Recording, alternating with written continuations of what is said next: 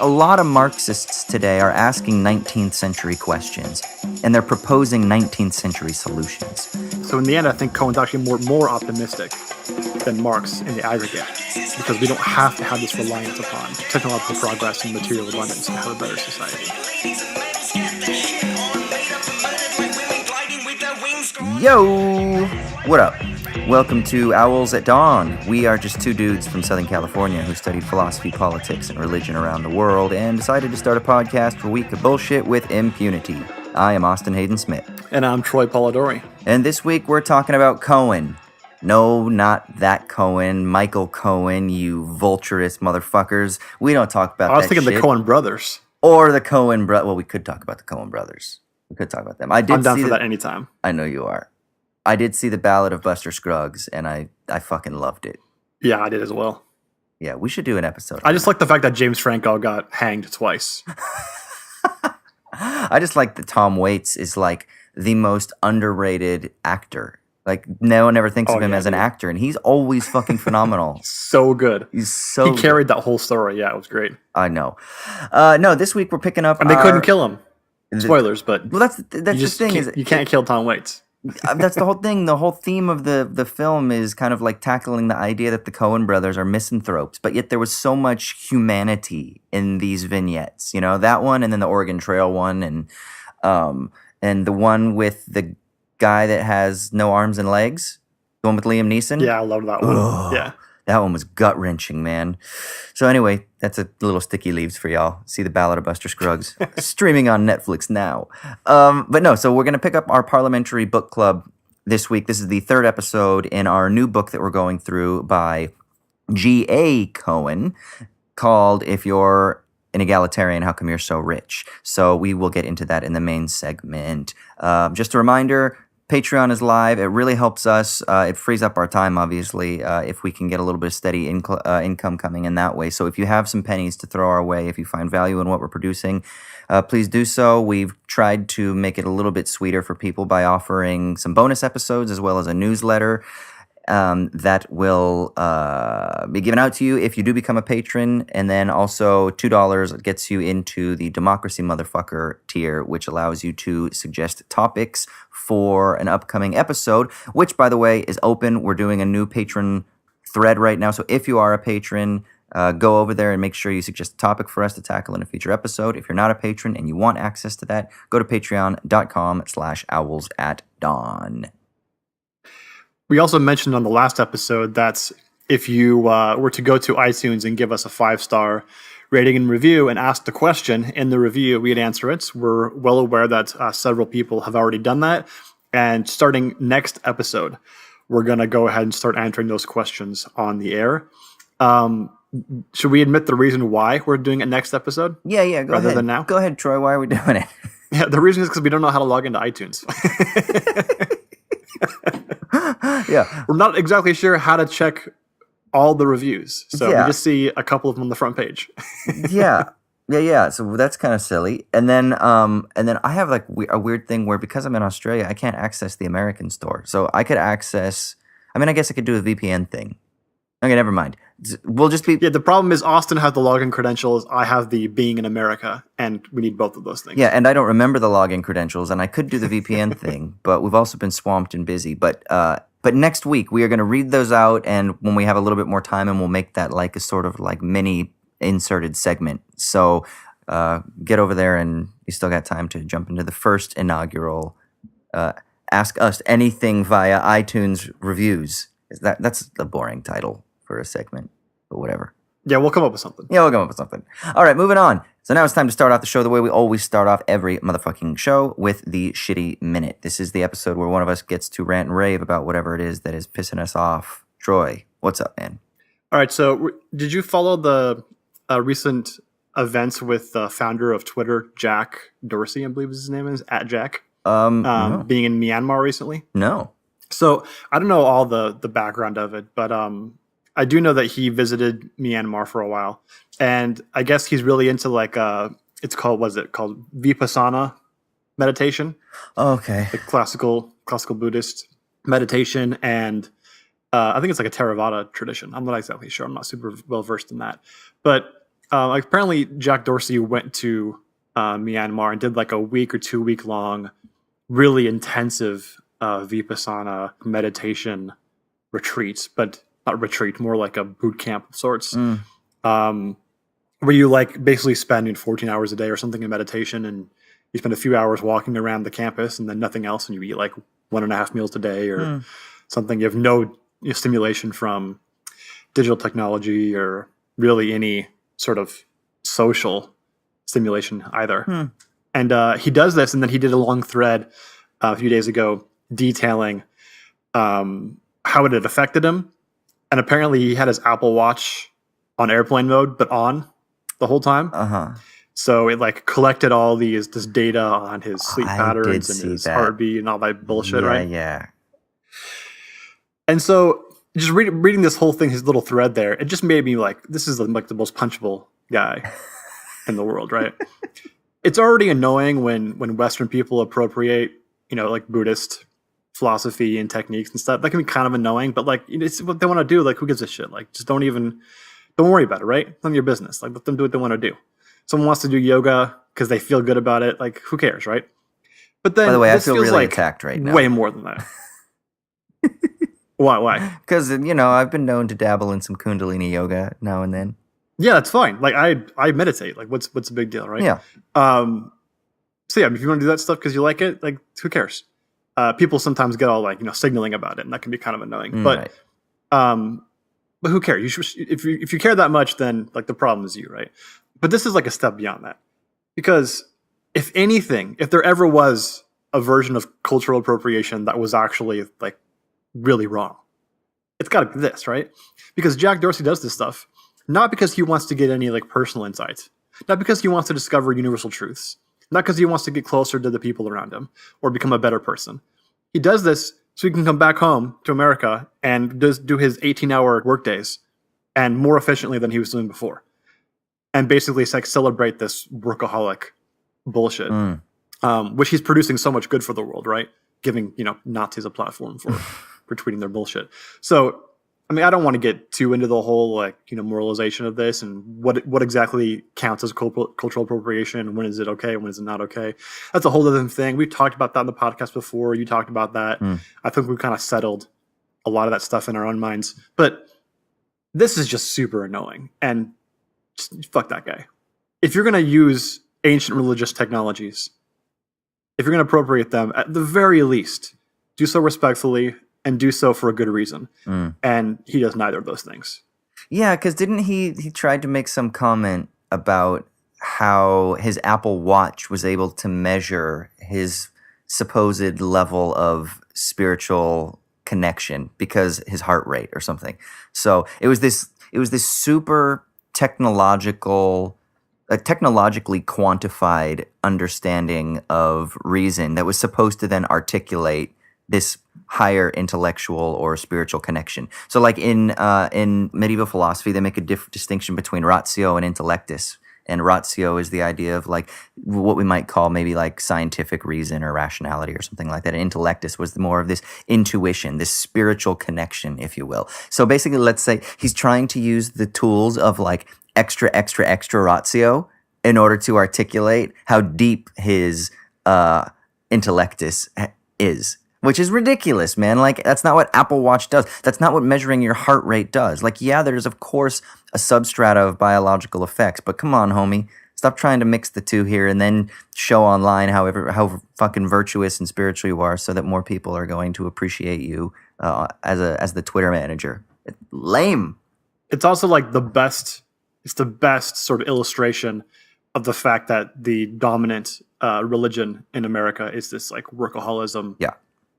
Type thing, right? Because he's basically like signaling his virtue here, his religious virtue, and saying, I'm going to do everything I possibly can to the point of, basically hurting myself and destroying my body to make sure that I work all these hours for no discernible reason, just because to do that work is itself the virtuous thing to do. Yeah.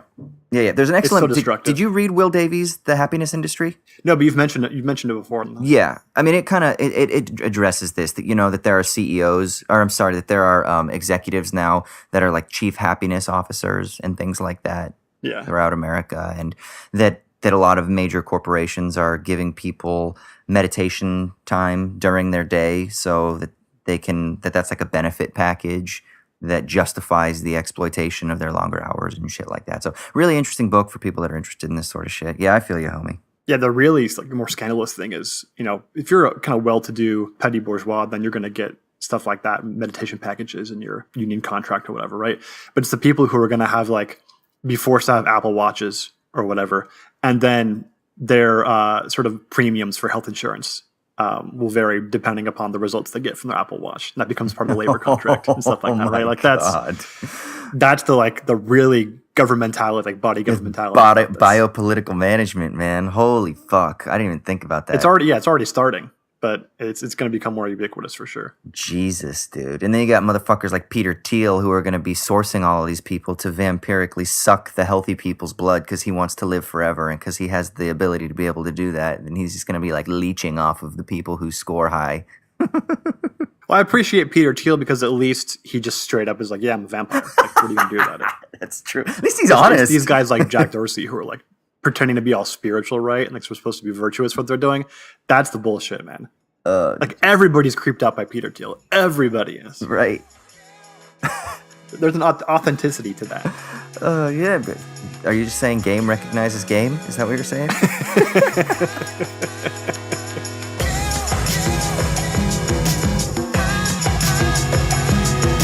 All right, sick. So let's get into our main segment. So this week we're going to pick up our book club again, going through a book that has been so enriching to me.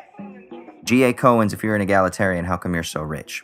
So far, we've gone through chapters 1 through 4. And just for people who want to get caught up, we'll give a little, brief little primer here. But G.A. Cohen is he American? I forgot. Yeah, he's American, but he taught at Oxford. That's right. For most of his career. This is his set of lectures that he delivered at the Gifford Lectures, which is a prestigious lecture series in the UK, where he's basically trying to wed together Marx, his interests in liberal egalitarianism through someone like John Rawls, and then also his kind of burgeoning interests in Christianity and the possibility of a sort of religious ethos that is more than just the kind of bland materialist, atheist perspectives that are often on offer within Marxist circles. So this is his idea to kind of wed these together, and it's through a critical lens of kind of all three of those various themes, and they kind of intersect.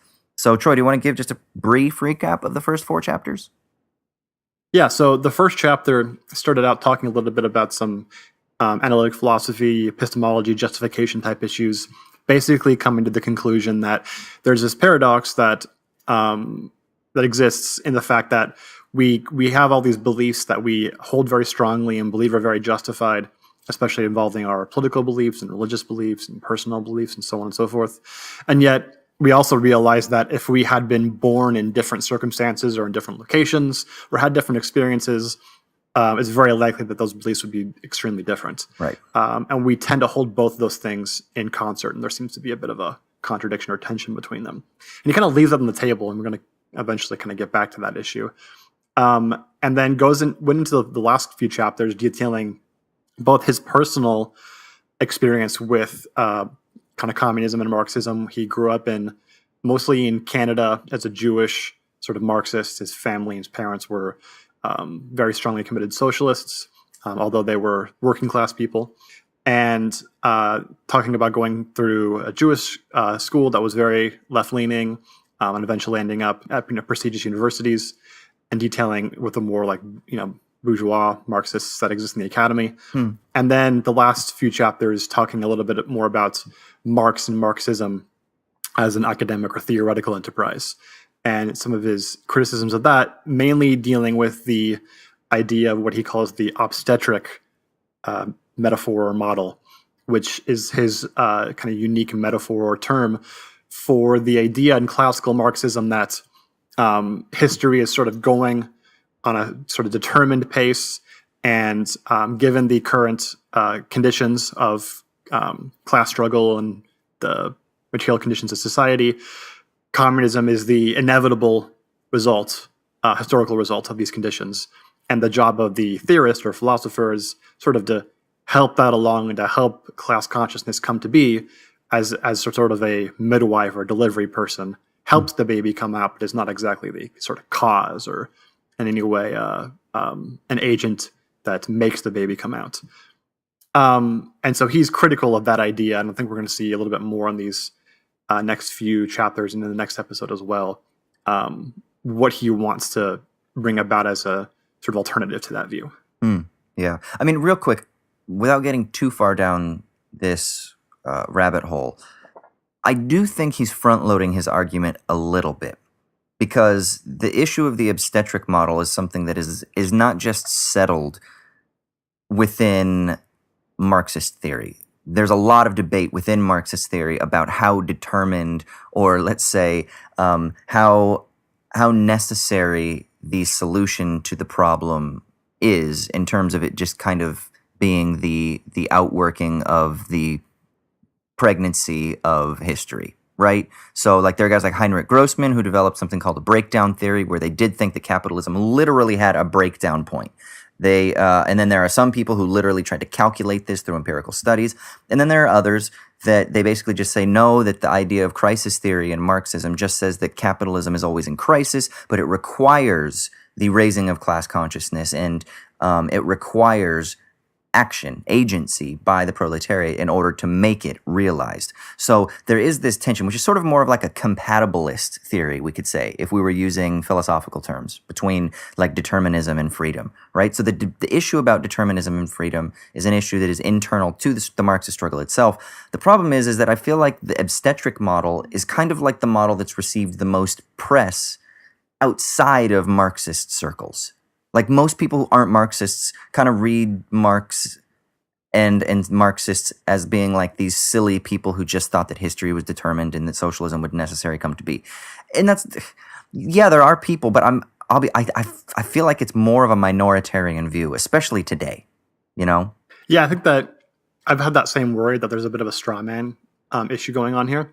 But I think this last chapter we've read on equality cleared that a bit up for me. Okay. In terms of what is the purpose of constructing this obstetric model as a representation of classical Marxism? And I think the ultimate point for Cohen was he wants to get at these predictions that classical Marxism makes about capitalism and the inevitability of socialism, and talk about how no matter how strong or weak that claim is, but the prediction, how necessary or just likely or probable it ends up being, it fails.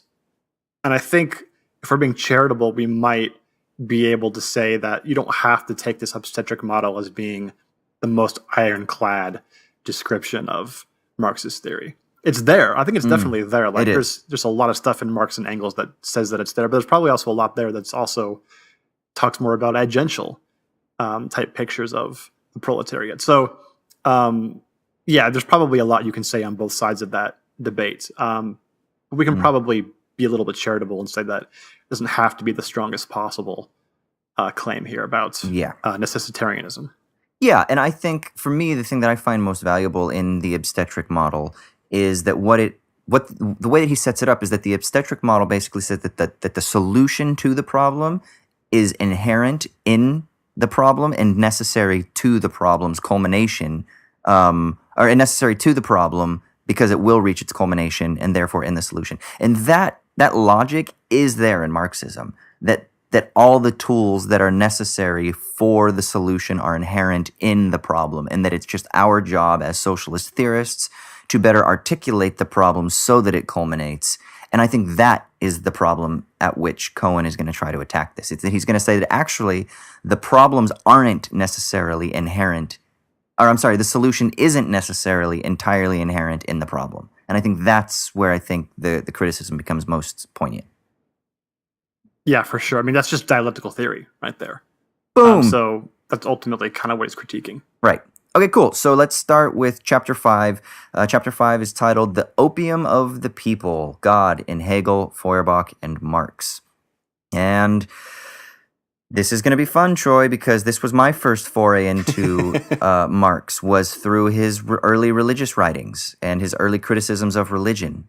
And I found this chapter to be so rich for me. So I'm going to just read off the very intro quote, and then I'm going to turn it over to you and let you kind of lay out, or I guess start things off for this chapter. Does that sound good? Yeah. Cool. So basically, there's a famous quote from Marx that everybody quotes. It's that religion is the opium of the people. And G.A. Cohen says, yeah, but most of y'all are misinterpreting this fucking passage. So he says, so I'm going to read the whole passage to you, and then I'm going to do a very detailed exposition of this passage and explain why I think it's been misunderstood, and then let's get into what it is that Marx is really concerned with. So here's the full quote from Marx.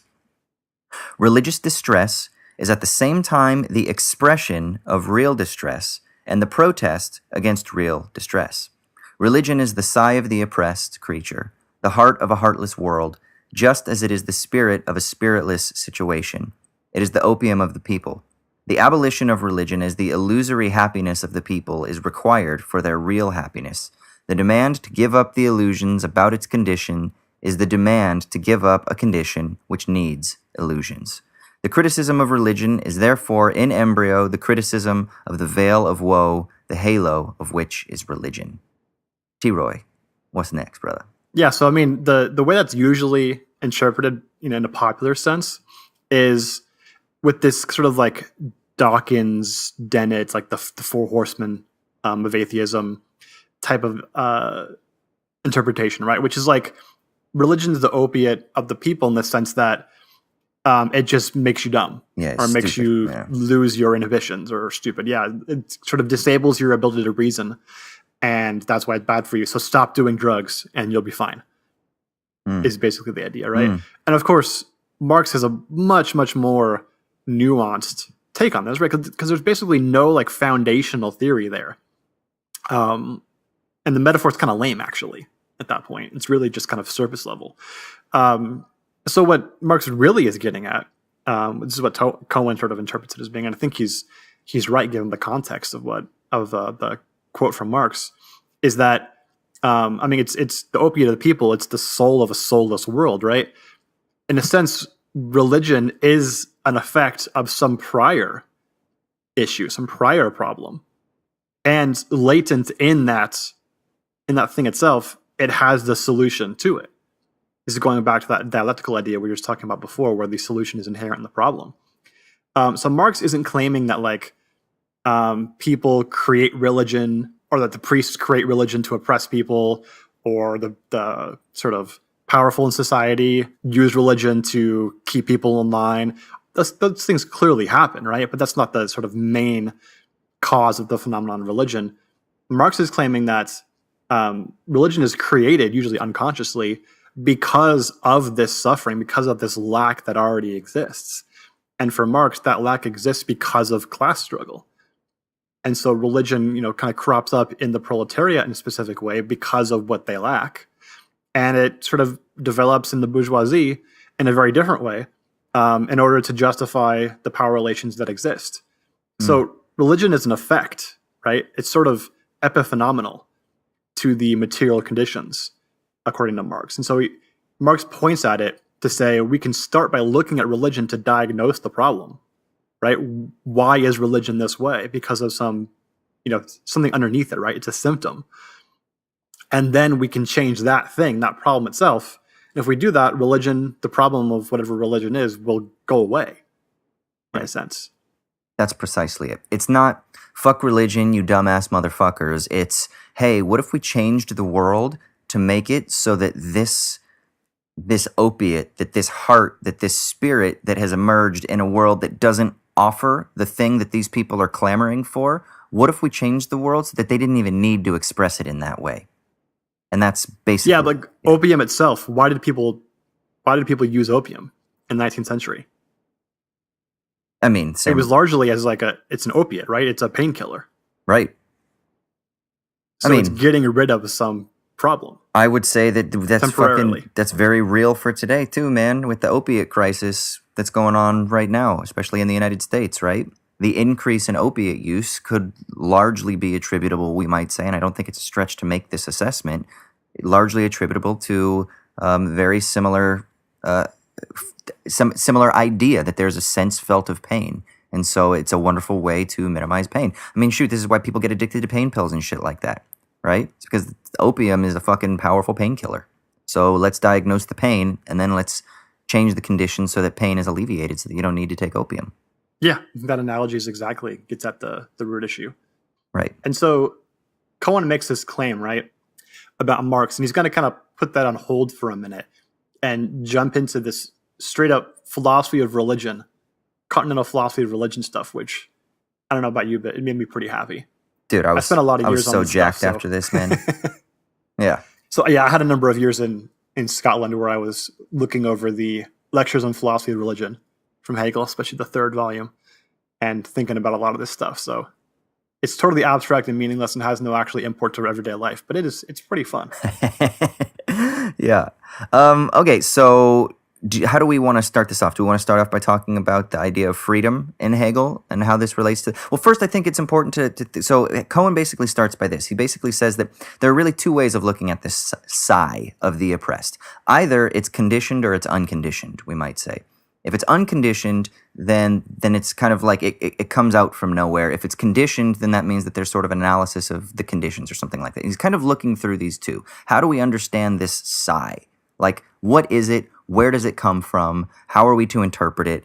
And he says basically, is it the fault of the people, or is it the fault of like the religionists, the priests that are kind of repressing people? If the sigh is this if it's this conditioned thing, then that means that the conditions are probably constructed by the religious peoples, right? They're the ones who have made the conditions of religion that have then forced people to have to sigh because they're trying to hold people down. They're creating the structures of oppression, right? But then Cohen says, but maybe that's not the case. Maybe the sigh is something that is unconditioned. It's something that actually comes from the people themselves. And so he wants to argue that it's the creature, the person, the humans that are the ones who have this sort of religious sigh that is sort of a free expression of their experience within a different social system, rather than saying that it's simply something manufactured in order to hold people down. And then what he does is he kind of starts by looking through one of the antinomies in Kant, which then leads him to Hegel. Yeah, I think that's a good point, because Marx is in a weird way kind of justifying religion. In the same stroke, he's also saying eventually it's going to go away, right? And so it doesn't really have an ultimate purpose other than as this kind of vanishing mediator. Right. But he does justify it and say that there's a reason why religion exists in the way it does in capitalist societies. And it's a justified reason, right? It's a soul of a soulless world. It's taking up the place that is left unoccupied. Yeah, because he says that the world is already fighting, right? So why don't we actually show why it is that the world is fighting, and then that will lead to self-consciousness. And this is where the importance of Hegel comes, because for Hegel, the idea of freedom, the idea of absolute knowing, was about this idea of reflecting yourself back to yourself. It's thought thinking itself, right? Or spirit thinking itself, ultimately. And a lot of people don't understand how it is that Marx fits into this, and there's this idea of Marx, standing Hegel on his feet. But the point is that it's about rationality. It's about this idea of, this is what class consciousness means. It's being able to have yourself reflected back to yourself in the world. But if the world stifles that, if the world doesn't allow that, then there have to be some conditions that allow you to be able to overcome that stifling. Yeah, and so Hegel does this theologically in the beginning, and then also makes the sort of transition to the individual realm, and then talking about philosophy as a whole, as absolute knowing later on. But the sort of movement's the same in all these areas. For Hegel, you have this problem, this sort of antinomy of God, or transcendence in a sense, that says that if God doesn't have to create the world, then the world's just an accident and has no real purpose. Sort of like in Aristotle, right? Where God just kind of like accidentally creates the world and then goes and looks in the mirror for all of eternity. Right. And doesn't really give a shit. Like that seems like a problem. But then the other side is, if God did need to create the world, then he seems kind of unfree, because that means he, in a sense, kind of needs the world. And that seems to contradict God's transcendence or self-sufficiency or something. So Hegel's resolution to this antinomy is to say that No, God isn't God without the world. But this is because the world is sort of part of God, or it's in God's nature, in a sense. So it's not unfree to create it because it is part of God, or the process of God. And so that sounds kind of confusing, right? But maybe if we compare it to the sort of individual level, it'll make a little bit more sense. The question Cohen asks, I thought was a fun way to introduce it, is if you wanted to know about yourself, how would you do it? You'd have to have some sort of negative differential that allowed you to distance yourself and then know yourself in relation to it. Yeah, one way of doing it would be just to sit and think for a long time. But then you realize, well, you don't have anything to think about other than the thinking itself, I guess, that's like a meta thing. But that's the Cartesian thing, right? Yeah. You actually have to have some object of knowledge, right, to think about, to know something. So he says you actually have to go out into the world and do stuff, right? And then you can know about yourself, right? So you'll go out and challenge yourself by, I don't know, like going out and picking a fight with somebody. Find out how courageous you are, how scared you are. You'll never really know that until you go out and do it, right? Don't go do that, by the way. But yeah. Or eating sushi, and then you realize that sushi is a fucking gift from heaven, and that Americans only recently found about it in the 20th century because they're idiots, and goddamn Japanese have their finger on the pulse, man. Yeah, I mean, you don't find out this stuff until you actually try it. And so we take that kind of obvious point and then say, well, we can sort of, like bigify that, right, theoretically, and say that for God to know God's self would actually have to go out and do stuff outside of God's self, right? And so for Hegel, that's just what creation is. It's doing stuff to find out about God. The difference here is those things that God does, creation, human beings, all that stuff, history, is actually the unfolding of God knowing God's self, is actually the constituents of God's self-knowledge, since everything is God, right? If everything's not God, then you fall back into that. It's actually an accident, or it's, he's unfree. Yeah. Infinity problem. And in a very simple sense, like God wouldn't be God unless God were God of something, right? It's God of something. It's not just God in a vacuum. You're not God if you're just in a vacuum. Like you're not king if you don't have subjects over whom you are king. You are king precisely in the fact that you are king of a world or king of a kingdom. So God is God precisely in being God of the world, because, and then this is the fun part of the argument, I think, that's super theoretical, but it's the idea that even in infinity, finitude has to be contained, right? It's not infinity if it doesn't have finitude a part of it. Yeah, that was a fun part for me because, there's a lot of work on infinity that's been done in the last 50, 60 years or 70 or 80 years that says otherwise. That you actually can have Cantor's transfinites. But that's a whole different issue, maybe worth exploring. It's connection to Hegel at a different time. Yeah. Read Badiou if you want to get into that shit. So this is the sort of dialectic of religion for Hegel, right? And throughout history, God is sort of self-knowing. And Hegel sort of takes this theoretical apparatus and he just slaps it onto the history book and says pagan religions had this sense that the divine was in everything. So you think of animism, right? Everything has a spiritual component to it, or a spirit in it, or a sprite, or whatever. And that's one way of looking at things, right? But the problem is there's no unity in that, right? It's all just a particularism. And then something like the Jews come along, and they have this sense of unity, right? The one God who creates the world, and he's stronger than all the other gods, and he's better, and he's the monotheistic God. And so you have this sense of unity, right? But then it's only unity for the Jews, right? It's not a universalism quite yet. But then Christianity comes on and sublates those two things, right? It takes the sort of universality that was existing in paganism and the unity that was existing in Judaism and puts them together. So you have a universalized unity of one and everything. And so that's why Hegel thinks Christianity is like the sort of paragon or paradigmatic religion that he thought was sort of using metaphors and stories to tell this more philosophical truth, which he thought philosophy would eventually come and just sort of take the kernel out and remove the husk of religion and just keep that one truth. Which is interesting. in the context of my work, actually. But because then I wonder this, just as a provocative question, could not philosophy reproduce the very same, let's say, illusions that religion does as well? And I think that there are certain things that come up in this that we could say that Marxist philosophy maybe kind of does do that. And I think that's an implication of what he ultimately gets to, but I just wanted to kind of throw that out there so that I don't forget and for people thinking to maybe consider. But yeah, exactly. And the reason that I think this is important is because for Hegel, this idea attaches to God's notion, to Hegel's notion of freedom and self-awareness in God.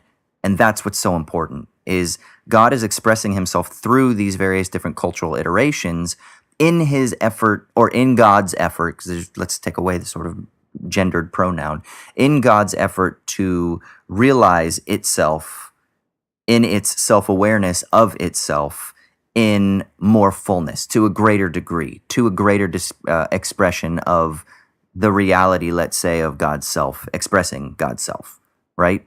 And that's what happens in Christianity, that is a sort of more realized expression of God's self-expression of God's self in freedom, which is important. And I think my favorite part of this whole chapter was when Cohen basically like dedicates 2 paragraphs to saying that Hegel wasn't actually as, heterodox as many people claim he was. That was a fun aside, because like Hegel's often thought of as like, so obviously heterodox, he's basically an atheist. He's probably just disguising his philosophy using Christianity so he doesn't get fired from his like job in Germany or whatever, right? Right. But then Cohen's like, no, actually, this is kind of it's somewhat heterodox. There's also some like Orthodox Christianity here, right? This idea about God's transcendence and self-sufficiency being sort of reformulated in this way. And yeah, he put some Spinoza in there, and that's pretty clearly heresy from the Orthodox Christian point of view. But there's still a strong kernel of traditional Christianity there. Yeah, especially when talking about the issue of the Incarnation, right? I mean, the point of the Incarnation is if Jesus is the image of God, how is it that we're supposed to understand how this idea of the Incarnation reveals something to us about God?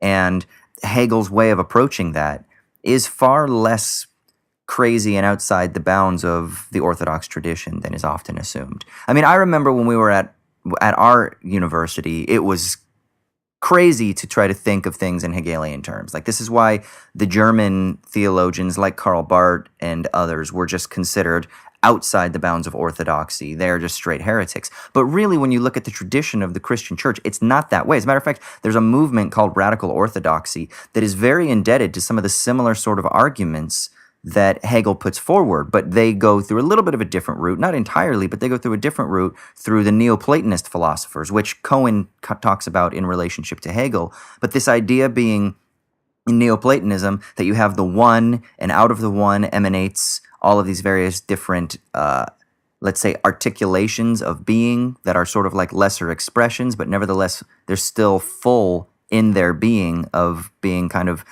participatory expressions. They use this word participation. Participatory expressions of God itself. So angels are expressions of God, humans are expressions of God, all the way down to like rocks. And there's this chain of being, this hierarchical chain of being, so that rocks are less an expression than our plants, less than humans, less than angels, and obviously less than God. But there's this emanation of God's self into all of these different articulations. And then there's a reversion back that goes back into the one ultimately, in the culmination of God's like bringing back together of God's self, or the one bringing back together itself. This is a very sort of Neoplatonic understanding of this chain of hierarchical being that Hegel picks up and kind of interprets in a different way.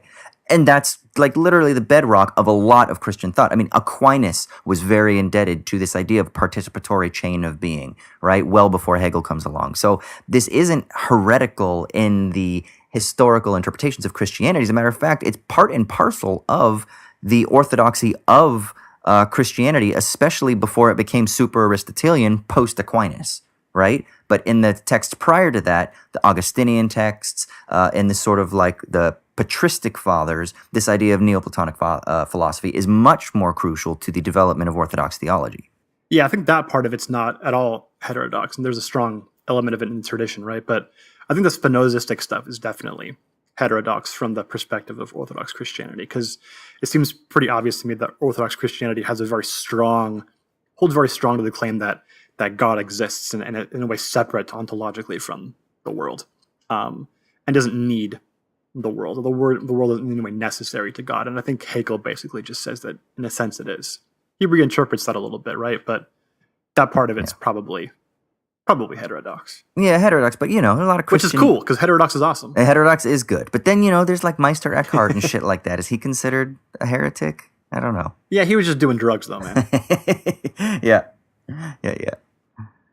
All right, cool. So, do you want to go through Hegel's argument? I'm sorry, Cohen's argument about Hegel? Yeah, so the basic idea here is just getting the sense of the sort of dialectical change of religion, what religion is in this dialectical format, for Hegel, to then see how it sort of evolves in Feuerbach and then eventually to Marx. So we're sort of tracing the theoretical conceptual background of this opium of the people claim that Marx makes about religion. Right. So the change in Feuerbach, I think you mentioned it before. Feuerbach is thought to have like put Hegel on his head. That's the phrase, right? Well, I mean, I guess Marx's was to supposedly to turn Hegel on his feet, but it's through a sort of Feuerbachian analysis or critique. Oh, wasn't it that Feuerbach did it, and then Marx comes along and makes Feuerbach political? Is that what it is? I always thought it was that Feuerbach turned him around and Marx stood him on his feet, was the idea. But maybe that's it. This sounds like a full-on sexual thing at this point. Yeah, well, you're flipping it around and turning it over, and I guess. I don't know. Okay, so whatever the metaphor is, Feuerbach does something to Hegel in a back room somewhere in Bonn. And Feuerbach basically just flips the causation between God and man around and says that human beings actually create the idea of God. It's sort of the unconscious creation of human beings, because human beings have sort of alienated their own best features of themselves, things like goodness and knowledge and beauty, and they put those things into the divine as this form of alienation. And that the goal of philosophy for Feuerbach was to return those things to human beings, realize that there isn't actually a sort of unique, divine, transcendent being that has all these features, but they're actually features that we have and are capable of.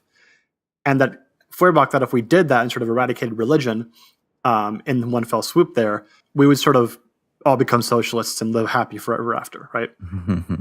Right. And so the sense in which it's flipping Hegel is you're flipping from God creating man as a sort of part of God's process of self-knowledge to man creating God as a part of the process of man's self-knowledge, but then needing to uncreate God as sort of the endpoint of that process of self-knowledge. Yeah, I really like this. I mean, this factored really heavily when I was doing my master's dissertation. The kind of first chapter was looking at Marx's criticisms of religion, which is the Feuerbachian criticism. And there's a book by Alistair Key. Did you ever read Alistair Key when you were doing stuff in Scotland? That name sounds familiar, but I don't think so. Yeah, because he's a Scottish theologian, philosopher dude, from what I can remember. But so Alistair Key basically says that there are 4 elements to Marx's critique of religion, and one of which, sort of the starting point, is this idea of what Key identifies as the inversion of reality. And it's basically where you take things in life and you say, oh, like I experience love, or I experience kindness, and I experience joy, and you take all of these things that are contingent historical phenomena, and you take them and you inflate them and you say, oh, so therefore they must be universals. So like my particular expression of joy or my particular expression of love is part of this universal essence that stands over it, that determines and by which I measure my activities, rather than recognizing that actually it's the other way around, that we've inflated these universal essences based on a sort of like consistent or habitual historical experience of these phenomena, right? So I experience love with you, I experience love with my family, I experience love with a partner, and then what I do is I take, those consistencies, what is the through line or the consistency that connects all of them? Let's say self-sacrifice. So therefore then I inflate the essence of love to being this idea of self-sacrifice. And then the idea is, by the inversion of reality, I flip that essence and I sort of put it as a transcendent that stands over us. And rather than in my next stage of life when I'm trying to love somebody, rather than viewing it as some sort of imminent process that flows forth freely from me or something like that, what I do then is I try to measure myself against that essence that has been established as like a universal absolute. And in the process of doing that, I subsume myself to the authority of that essence, not realizing that that essence was actually an historical creation of my own. And that's what we do with God, except writ large. That God is like this massive inflated balloon that stands over and above us. And the more piety and the more attention that we infuse into this balloon, the bigger and bigger and bigger the balloon gets in its elasticity, growing and growing and growing. And then as it keeps getting bigger, then it sort of imposes more demands over us, serving as this transcendent other that is standing above us. And in that process of subsuming ourselves underneath it, we're alienating ourselves, but we're not realizing that we're alienating ourselves to the very product of our own hand. And if we can realize that, then we can sort of pop the balloon, so to speak. And then the contents of the balloon will, let's say, filter back down to earth and allow us to reclaim our own capacities without being alienated. Right, and it's a pretty easy solution, right? I like that you used the metaphor of popping the balloon because it's just so easy. Once you realize it's a balloon, it's very easy to defeat, right? You just need a sharp object. And so the problem that Marx sees with Feuerbach is that it's too simple of a theoretical edifice, right? Cohen spends a lot of time on this idea that, the 11th thesis on Feuerbach that Marx writes is that the philosophers have hitherto, interpreted the world, and the point is to change it. Right. And people often take that as a stop doing all your stupid theory and just start, doing stuff. Start wrecking shit, right? Take to the Black streets. bloc tactics. Yep, exactly. And that's definitely not what Marx is saying. I mean, why would he say that and then write 3 volumes of Capital? That would be so stupid, right?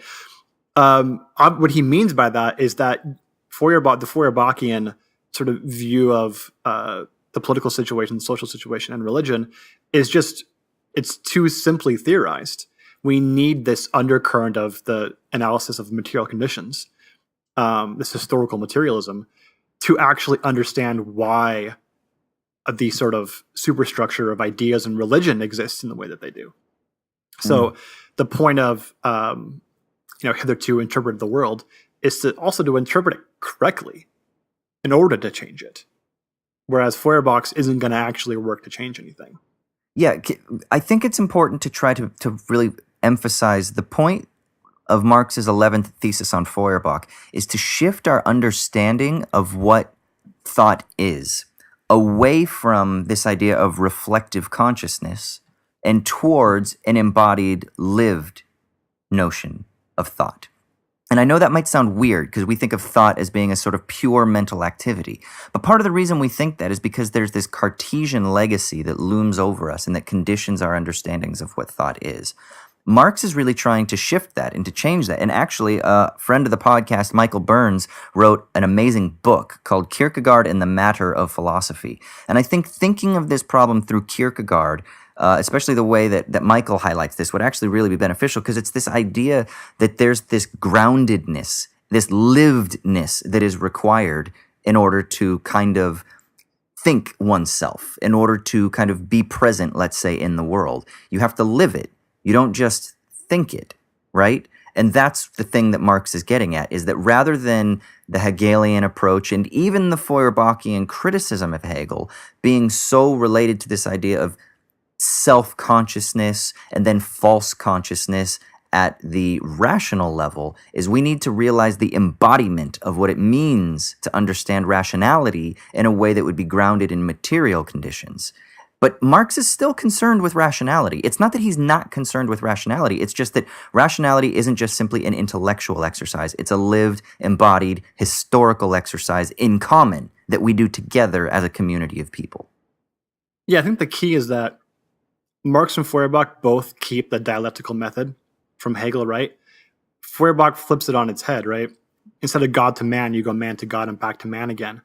And Marx is just saying, well, you've totally obfuscated the sort of origin of the dialectical interchange here. And that's the material conditions, the embedded materiality of everyday life, social and economic conditions, and everything else. And without that, you're not going to properly understand the level of consciousness and ideas and religion and politics and everything else. So yeah, I think Marx is kind of trying to plug that in as the necessary condition everyone else is sort of just missing. Yeah, because you're still going to deal with alienation. So Hegel's notion of alienation is different than Feuerbach's. Feuerbach's is then ultimately going to be different from Marx's. But the point is, and Cohen has this really lovely little succinct quote that is a perfect definition of alienation. He says, alienation obtains when something issues forth from men which they do not recognize as their own and which consequently dominates them, right? So for Feuerbach, it's God as sort of being the inflated, inverted image of human qualities.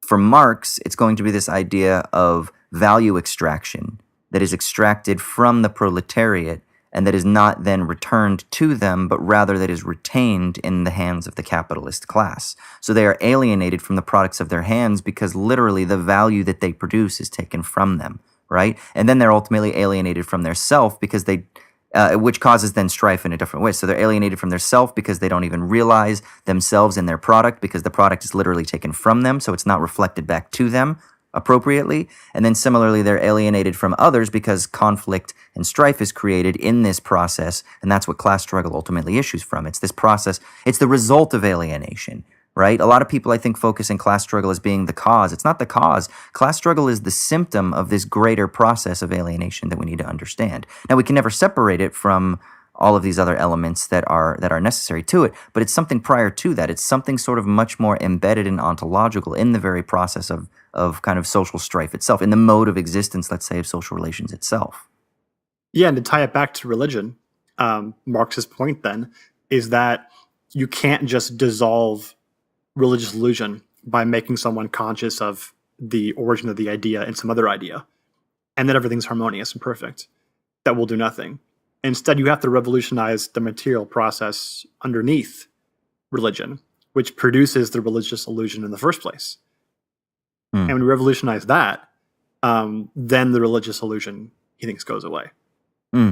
Yeah, exactly. Yeah. Cohen has a nice little thing here. He says, the fourth thesis on Feuerbach, which is something that Marx wrote, right? So the fourth thesis denies that religious illusion has its ultimate foundation in humanity's lack of clear awareness of itself, a lack that reflects the incomplete development of human self-awareness. It says that the illusion and lack of awareness are like generated by ructions within a real secular life of society.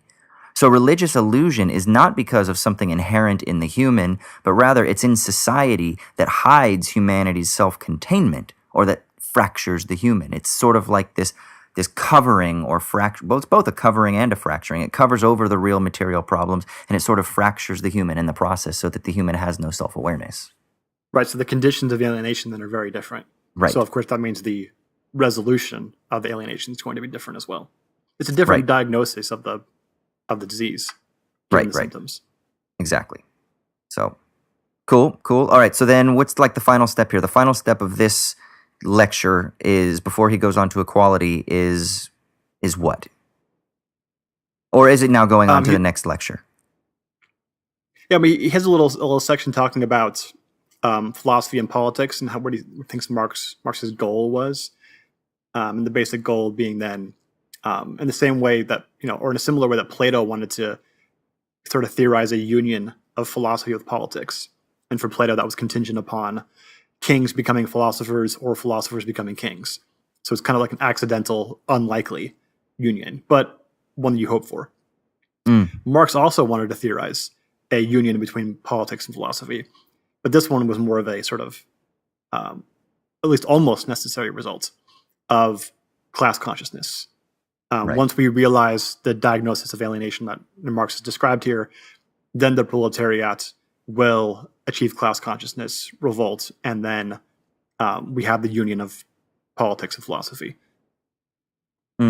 Yeah, here's a quote from Cohen. He says, "In the proletariat, said Marx, philosophy would find its material weapon, and the proletariat would find its spiritual weapon in philosophy.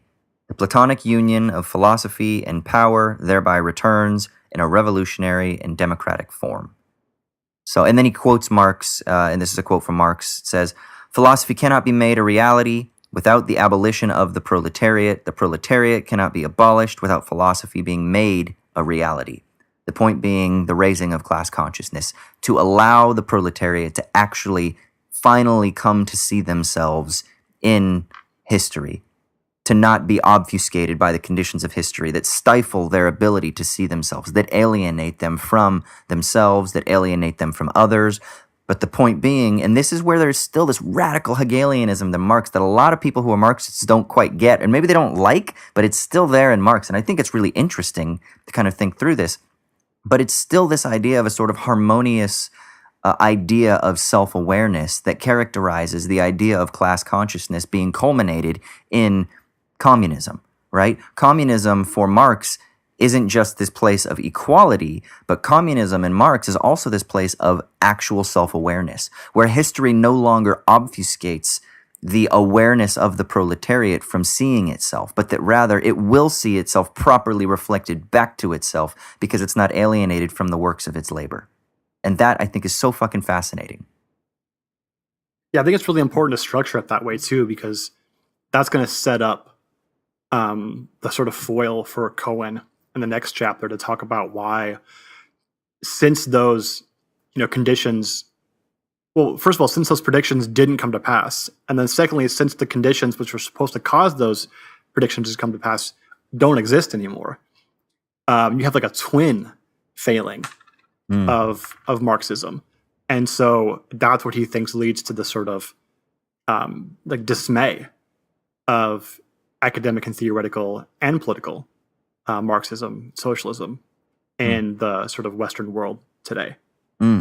Yeah. And I think it leads to a lot of confusion from people who aren't Marxists too, who kind of look at Marxism and they either think of it as being just simply defeated, or they look at it like we were talking about earlier. They only understand it in like the obstetric model, the pure sort of like teleological understanding of things. Whereas Cohen is saying, well, listen, guys, I mean, there are certain things in Marx. He refers to it, like we'll say it in a minute here, as like the sort of pessimism, the social pessimism of Marx and the sort of material optimism of Marx, that he says kind of are problematic, that we've seen that through the historical development of the 20th century. He's giving these lectures in 1996.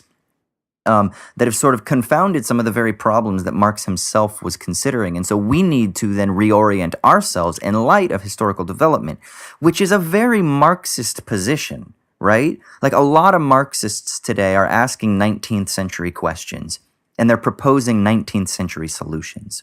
And Cohen is very interested in saying, no, we need to recognize that the problems facing us now are quite different at a foundational and fundamental level than what Marx was addressing, and therefore our solutions are going to be quite different because of that. Yeah, and quite different, not just from a content level, but from an actual like theoretical apparatus level. Fundamentally, yeah. So I think we've talked a bit about these predictions that Marxism makes. So there's a twin failing, right, that Cohen's pointing to. One is the predictions that Marxism makes. And those two predictions, main ones, were that the proletariat would become so large, and then also the productive power of technology and the nation state so immense that eventually the revolution would have to come, right? Those would be the great predictions. And of course, those didn't come to pass. At least haven't yet. And then the other issue for Cohen, the second failing, is the conditions that are supposed to lead to these predictions. He thinks are just different now than they were in the 19th century when Marx is theorizing. And he mentions 6 of these conditions, but 4 of which are the sort of most important ones. And he calls them the majority condition, the production condition, the exploitation condition, and the need condition. And those basically map onto the fact that the proletariat's the majority of people, number one. These majority of people who are the proletariat produce or are necessary for producing everything in society, right? They are the sort of necessary condition of productive power in society. Number 2. And number 3, they are exploited. So those producers have then sort of had their surplus value taken away from them and given to the ownership class. And then 4, this leaves them in a state of need because they need certain things to survive and to thrive in life, and those things have been taken away from them through this process of exploitation. And the crucial thing was, for Marxism, it was thought that these four conditions were coincident in the same set of people. Right. So the same people who were the majority, who were the producers, were also the exploited and the needy. Right. And in 19th century England, that was fucking true, right? Absolutely true. Absolutely true. Right. And so obviously for a Marxist, you're going to say, well, if you just explain this to somebody, they'll see it, and then the only rational thing you could do is to respond by collectivizing in revolution, right? And the only reason you could be stopped is if you were, violently put down. And so that seems really obvious, right? And I think Cohen's, the best part of this section, I think, for me, was Cohen saying, that's fully understandable that someone would think that. And this actually leads to the fact that when you talk about morality or moral philosophy or value theory or ethics or anything like that with a Marxist, or like an old school classical Marxist, they usually just turn up their nose at you or squint or, get a poopy face. Because they're like, why would I talk about that bourgeois shit, right? Just talk to me about class consciousness, man. That's what he talks about. He recaps that story with his uncle, right? Yeah, exactly. And that's great because that's exactly what his uncle was saying, right? He's kind of like Cohen, I guess, was pressing him on why equality was important and what is the sort of quality of quality. Like, what is it that makes equality important and why are you striving for it? And the uncle's like, dude, let's not get into that shit. Let's just talk about class struggle. That's all I care about. I care about the contradictions of history. Don't talk to me about this moralistic shit. Yeah, and the best part is Cohen says, look, this is understandable from someone in that point of view, right? If you really thought those four issues were coincident in the same people, then really all you have to do is explain it to them, and any person that has half a brain would be like, oh, that's stupid, that sucks, it should be different, right? You don't have to have a moral theory. Right. Yeah, you don't any moral theory, he says, actually justifies it, right? He has this great line, I don't remember exactly what it was, but it's something like, Marxism didn't have a moral theory because I thought it had all the moral theories. Right? Any moral theory you have will lead you towards revolution is the necessary outcome of this situation. Right. Exactly. Which I think is great, because I also think that everybody has a moral theory and that you can't be without it. And this kind of fits into that picture because it just means, yeah, everyone's got a moral theory. They didn't want to talk about it because you didn't need to. It wasn't necessary for making your point. They didn't need to, and I think that people were so skeptical that type of theorizing was somehow quote unquote religious.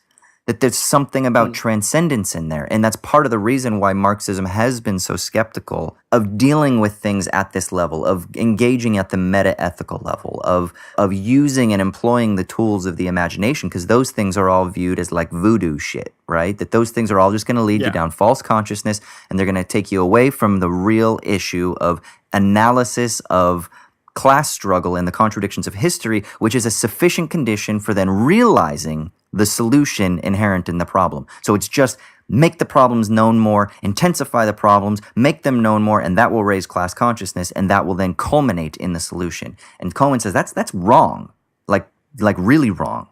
Yeah, and for the reason that those conditions just don't apply anymore. The people who are the needy are oftentimes not the people who are producers. And this is even more so now the case now than it was even when Cohen was writing this 20 years ago. Right. And that, I think it's like Matt Bruning of the People's Policy Project has done a lot of work on this. Something like 95 to 97% of all the people who are not working, right, who are not producers, are students, children, the disabled, and the elderly. So when like Mitt Romney talks about the 47% or whatever, you're mostly talking about those people, like people who shouldn't be working, but that nobody expects to work. And so those people are usually the people who end up being needy and impoverished, right? And they're not producers. So they are ipso facto not exploited. There's other things that are done wrong to them, but it's not exploitation. That's the thing, because they're not producers. And a necessary condition of being exploited is being a producer. Right. So this set has been sort of like discombobulated in a sense. And so because these conditions are therefore different, we need a different analysis of the situation and what could possibly bring about a more benign political system than to just say, explain class consciousness and it'll fix itself. Yeah, I really liked it. So he lays out these 4 characteristics of like the left, like leading left-wing politics in Britain in like the late 90s at the time, late 90s, early 2000s. But I think they're really applicable and they still kind of seem to hold. So the four different characteristics. The first one is called rainbow majority politics, and the reason it's called rainbow is because of like the spectrum of the rainbow. It's heterogeneous, right? And it wants to integrate all of these various different heterogeneous elements to try to then articulate its understanding of a left-wing response by recognizing the proletariat as being redefined as it's badly paid workers, it's the unemployed, it's the oppressed races, it's people oppressed because of their gender or sexual preference, neglected old people, single-parent families, the infirm, and so forth. That, I think, really maps onto some people within the left, like, for example, people like Antonio Negri and Michael Hart, who are trying to redefine the proletariat in our day and age based on a very similar sense, a felt sense here, that we can't just simply think of the proletariat in the same sort of workerist terms, but we have to broaden it out to all kinds of individuals who are experiencing social alienation. And then people are trying to then, you get like the Foucauldian left that are trying to define how it is that like biopolitical management actually is an extraction of a type of value, but it's social value rather than just simply productive value. And so there are people kind of within the left that still kind of fit within this rainbow majority politics, right?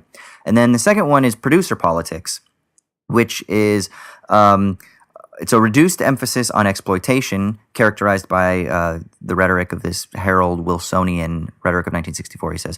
But it promises a melting away of reactionary British structures in the white heat of a technological transformation of the country in which an alliance of proletarian and highly educated producers would overcome the city. And he aligns this with Tony Blair, right? And we could align this with like the Clintonian Democrats, the sort of liberal Democrats, that there's like a technological transformation that will allow the alliance of the proletarian and highly educated people that will overcome the exploitations, that will mitigate the exploitations of capitalism. That's a sort of like Walter Lippmann paternalistic kind of technocratic management that we see identified as producer politics.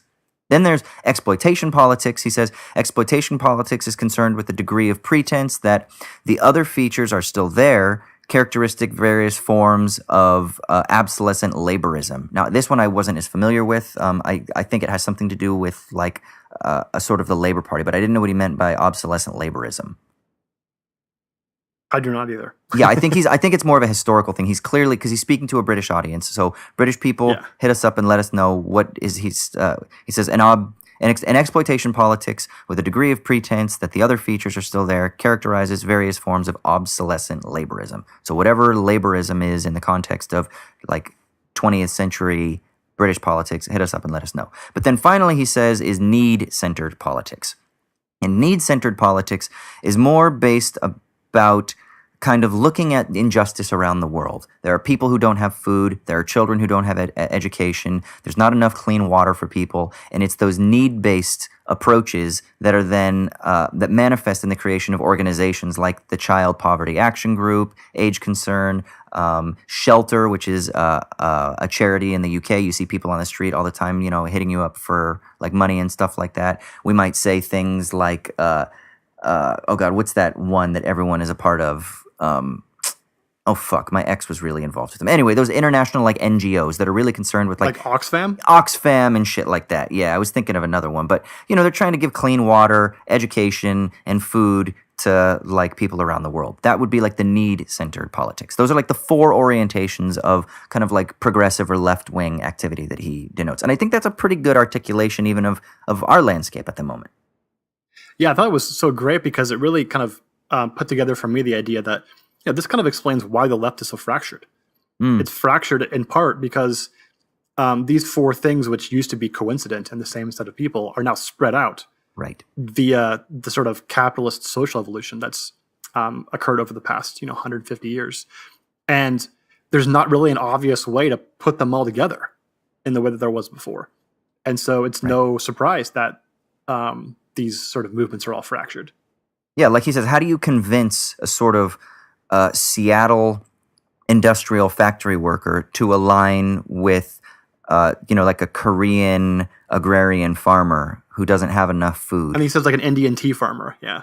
Yeah, like how do you get them together? And now some solutions are like the technical solutions. It's like, oh, through empathy, we can connect through social media and stuff like that. And he talks about it. He's like, of course, we can communicate with people. But how do you genuinely convince then that person that's in India that doesn't have enough fucking food that they're a part of the same struggle as the middle class worker in the United States, right? Like, how do we recognize it's not as obvious as, hey, the same guy in the factory as me. The same guy in the factory as me has the exact same interests as me. Obviously, let's form a union and fuck shit up, right? Right. That's much more obvious and imminent. This is a much more abstract type of demand we're putting on somebody. Yeah. And so then this is what he says. He says, if there is to be any form of solidarity linking such people, it needs, once again, the moral leavening which seemed so necessary for proletarian solidarity in the past. The hugely better off in the world's proletariat must become highly sensitive to moral appeals for there to be any progress along these lines. So I really like this. I mean, I actually put a note. I said, I like this next to it. But I said, like, in a way, he's concerned with leverage here, right? Because he doesn't think that there's really an effectiveness of a small group spread around the world who are themselves fractured, assuming that they would even be able to kind of come together anyway. But he doesn't think that they have an effectiveness to be able to really affect the same results in the previous eras. And then, of course, that's just one element. The other era is the other issue is how do you even get them to align in the first place? And there has to be some sort of connection, he believes, at the moral level. And then I love this. He says, socialists have to settle for a less dramatic scenario. And what he means is this old idea of like the instant revolution or insurrection of taking over the power of the means of production and establishing the dictatorship of the proletariat as was conceived in like the Bolshevik Revolution and beyond. He's like, socialists have to settle for a less dramatic scenario nowadays. And you must engage in more moral advocacy than used to be fashionable. Yeah, and we should be clear what he means by moral advocacy is not going on Twitter and shaming people for not giving to charity or whatever. That's definitely not what he means by no. As a matter of fact, that would be the opposite. That would be sort of a sort of like reintroduction of the religious side that would cover over the actual problems, because you're just sort of like engaging again at that level of false consciousness. You're engaging again at this level of identity or something that is diverting or obfuscating yourself from the reality of your own self-reflection or the reality of the contradictions of history. So that actually is counterproductive. Right. He's kind of introducing here the idea of distributive justice, which is the sort of political philosophy de rigueur in the late 20th century, following John Rawls and Robert Nozick and other major figures, Amartya Sen, and others that Cohen was part of in his circles in the late 20th century. And saying there's a purpose to this stuff. It's not just academic navel-gazing. It can be, but it could also be this sort of moral appeal that there's a certain way society should be structured, and we should appeal to people and say that they have the ability to see that this is justified and try to impose it, right? And try to actualize it. And he thinks that political philosophy can have that role.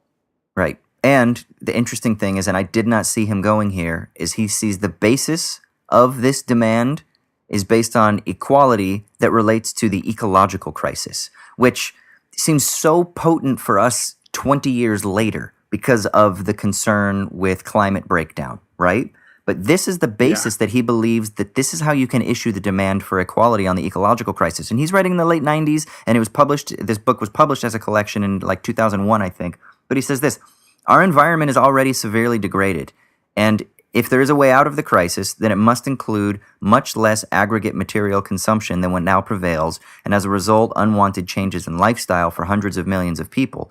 And he basically argues this on the idea that the things that have given the industrialized nations so much comfort in capitalist development, that is not equitable to be spread around the world anymore, because consumption cannot maintain at this level. So if you were to duplicate the same levels of consumption that allowed for the development of Western cultures, and you were to spread that out evenly to all nations across the globe, you would run out of resources. The point being that there's just simply not enough resources. And this goes to his... And destroy the world, too. And you would destroy the world in the process. Right. And you destroy the world in the process. So there is a serious problem here of scarcity and abundance that needs to be addressed, that he's going to kind of like use as the linchpin for his suggestion.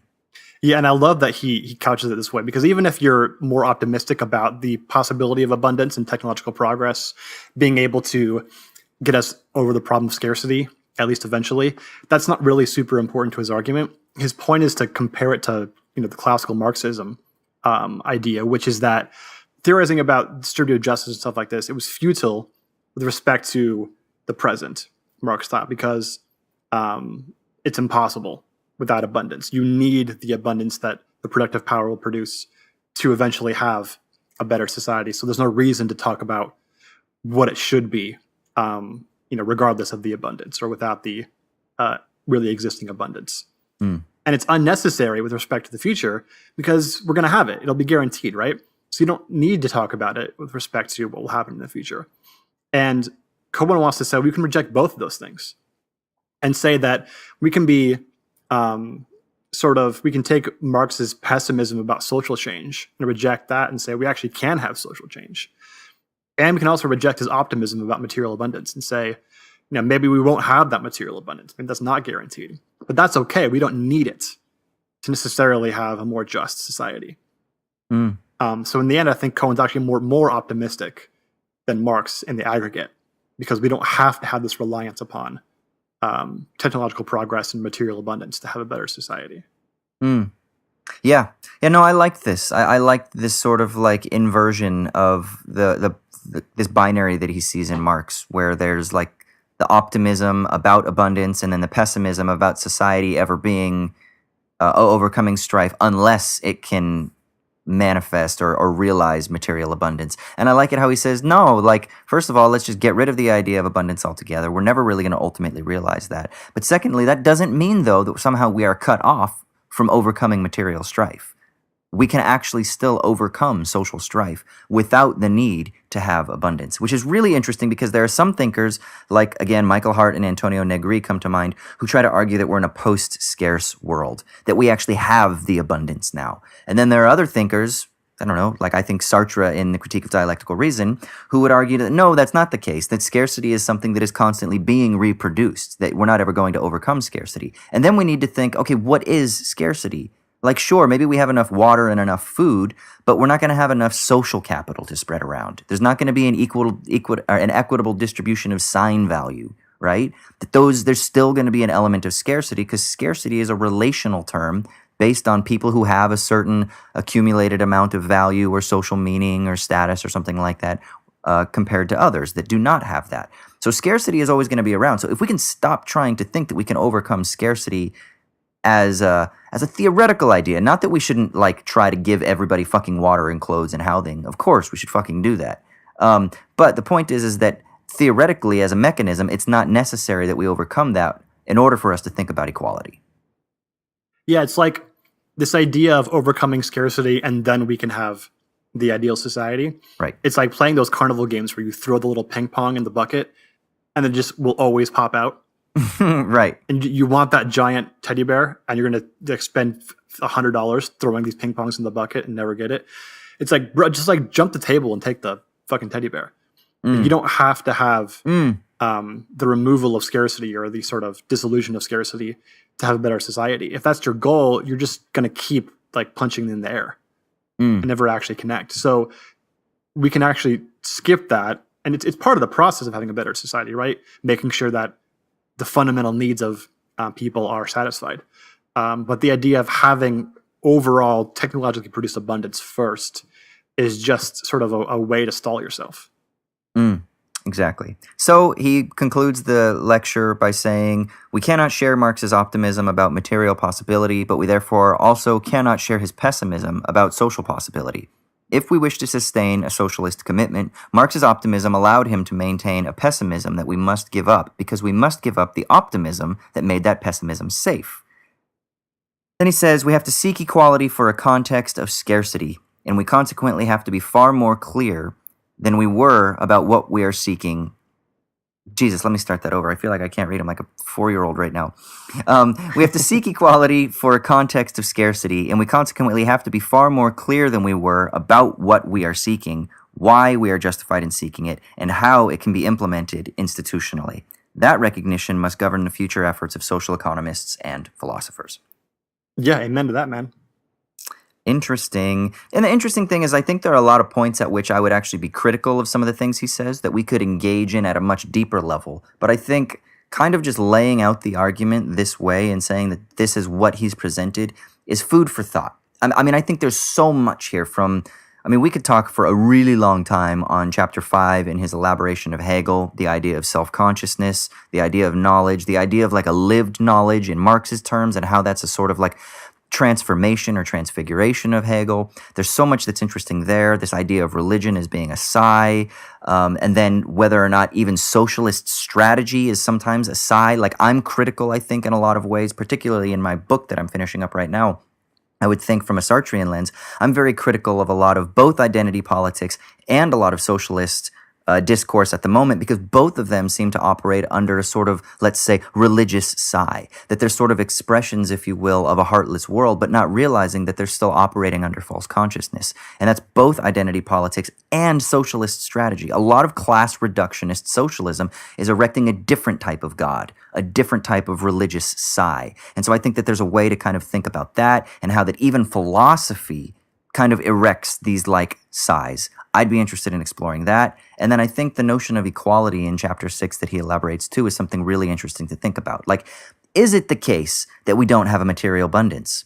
I think that's an interesting point to elaborate on. Like, I agree, but at the same time, what do we mean when we speak about that? Because there are people who do think that we have a material abundance. And so I think that there are ways of being able to like look at this through a political economic lens or through a different philosophical lens that we could really talk about this for much longer. But I think just laying this out as it is now is really interesting food for thought.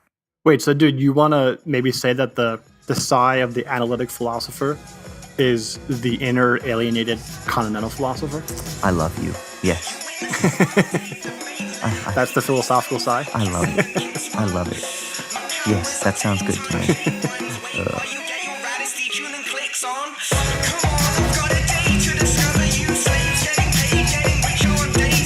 All right, so for our final segment, we're talking about the sticky leaves. This is where one of us talks about whatever it is that's giving our lives meaning in a meaningless universe.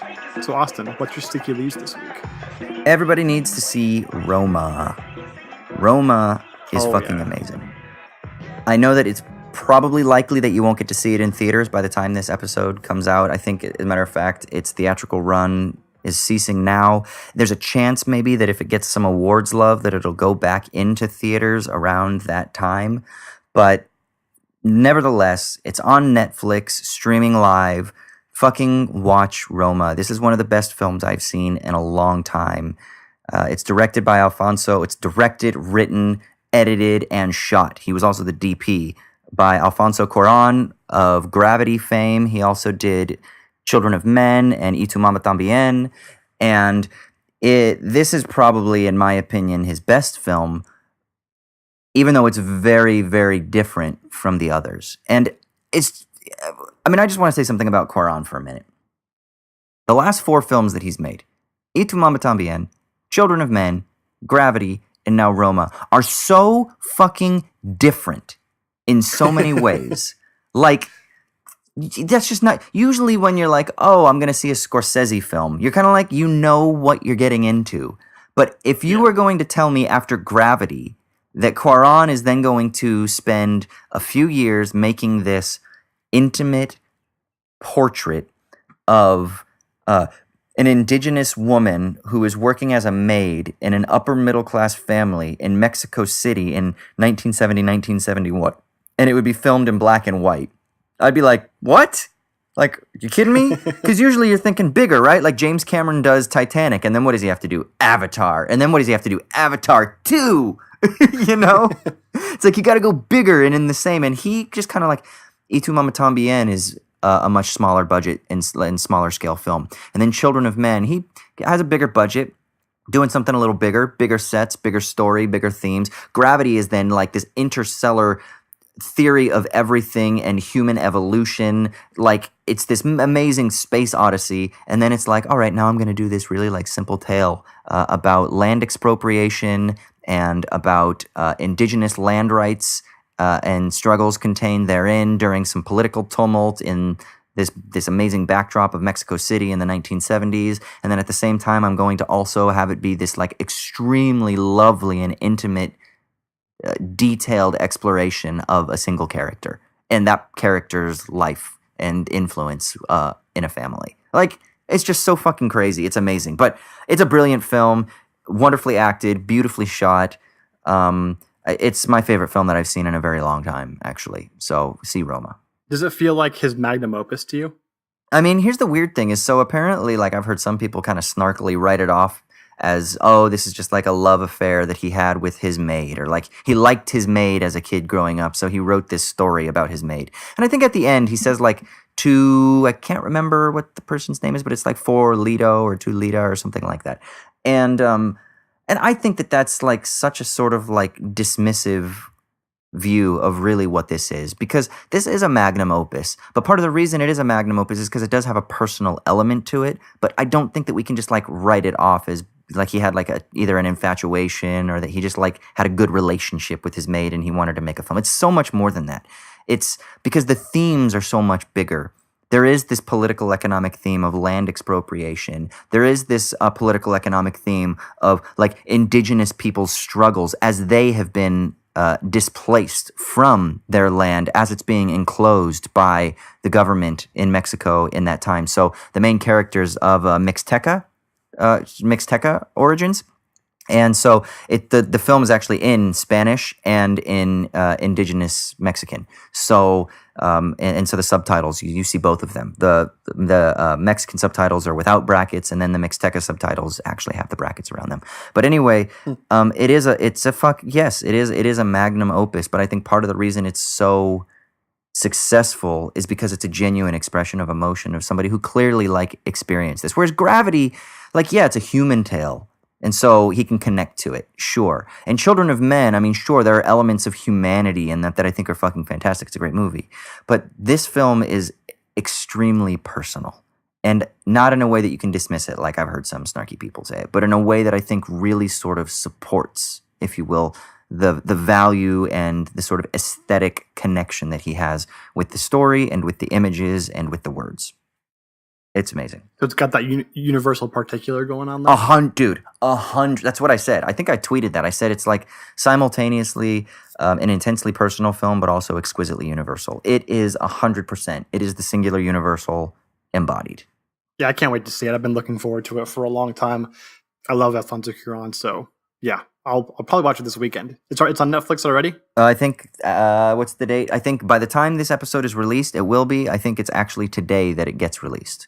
This weekend. Yeah, the 14th, that sounds right. Yeah, so sweet. So see it, and I would recommend, if you can't see it in the theater, see it on as big a screen as you can, and with the lights out. Pay attention to it. Try not to just watch it on your laptop. If you have to, fine, but if you can, big screen it, see it at a friend's house, do whatever you can, because the cinematography is fucking amazing, and to just immerse yourself in this beautiful black and white, I think will really enhance your experience.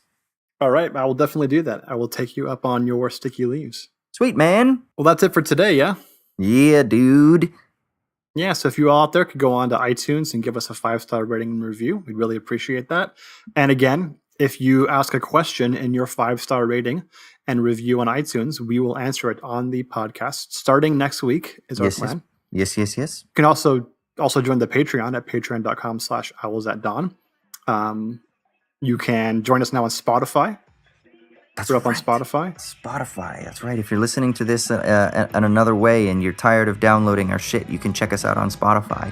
Also, Twitter, owls_at_dawn. We sometimes give some information about upcoming episodes or various things that are going on. You can also check us out on Facebook. We have a Facebook page. You can email us, owlsatdawnpodcast@gmail.com. I think that's pretty much it, right, brother? Yeah, just one more thing, dude. What's that? Das Vidania, Amerikanski.